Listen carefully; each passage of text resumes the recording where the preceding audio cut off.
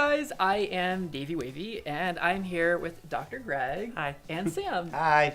So, Dr. Greg, tell us a little bit about what you do. Sure. So my name's Dr. Greg. I'm a clinical psychologist in supervised practice, and I primarily work with the LGBTQ community, providing individual and couples therapy. Awesome. Sometimes group, actually, too. But, yeah. A little group action. Yeah. Groups are naughty. So Sam and I want to talk to you today about asking about someone's HIV status and kind of that conversation. And I know you have some thoughts that you want to share with us about that. Yeah. I mean, I think it's important to share your status. I think it's important to have open communication. But also, I think there's so much stigma and, stigma against people's status that... That's why it's awkward, because there is that stigma. And that's the thing. That's why I'm kind of like, just let it out.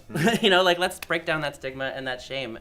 It's already hard enough, and then that open communication, it's just another barrier that also ends up being worse for us as a marginalized community already. Well, because it divides us within an already marginalized community. Exactly. And then also, too, the taboo and the discrimination against people's status, too. Like, you would think or hope that within our community we'd be more accepting, but sometimes we're a little bit more insular. Yeah, and we're a lot nastier in community versus out community sometimes too.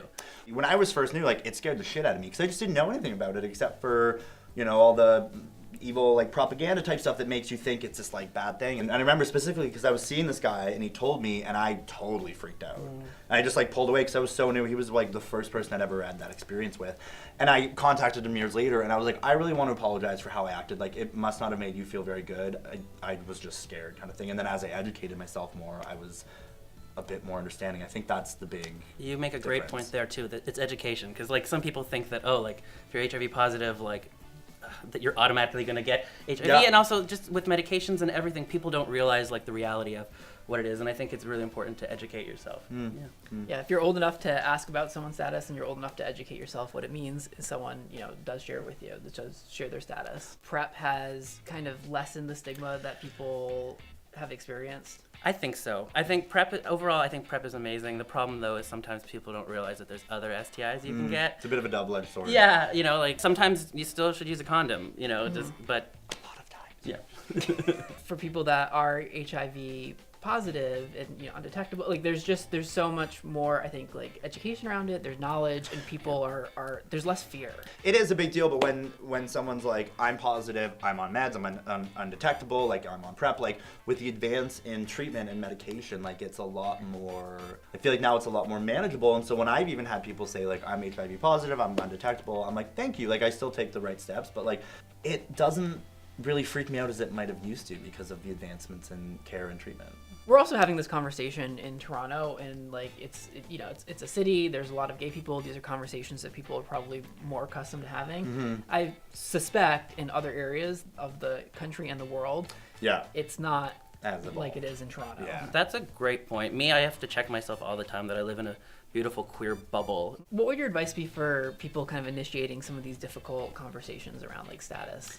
I think, first of all, educating yourself, also going into it, being open about it. Like, if your intention is, I'm just going to be honest and asking and not pathologizing it or like stigmatizing it. If your attitude is a positive or a neutral one where it's just like, I just want to know. It's just, It's a kind of a fact. I think going into that's the biggest thing. Have you ever experienced, like, had or seen people kind of handle it poorly? And I mean, there's certain terms that I think maybe were more acceptable before, saying, like, are you clean? That one. And that, I mean, it's actually offensive, Totally. And so those are, like, the no-nos, I mean, and then, or, like, just being an asshole if you find out somebody's status and that's don't be a dick about it and you should probably be fine. Dr. Greg, if people want to find more of you, then what's your... Oh, yeah, I have a website.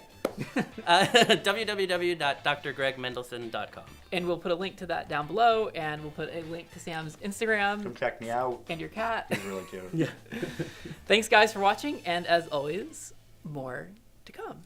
So I hope you enjoyed today's video. I'm Davey Wavy, by the way, and I recently launched a website, Himeros.tv, and it is like porn, but it is better. It is erotic content that is designed to help you have better sex. So check it out. It's Himeros.tv. I hope to see you there.